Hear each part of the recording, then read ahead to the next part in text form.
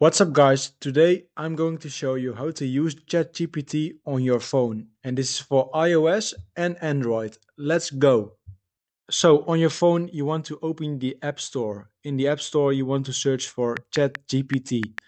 So you want to make sure that it's made by OpenAI, so it's the real ChatGPT. You can see OpenAI at the top, so it's the real one. You are going to download it.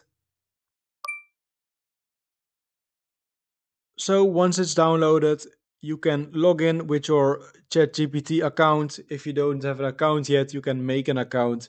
It's easy and an account has been made in 5 minutes.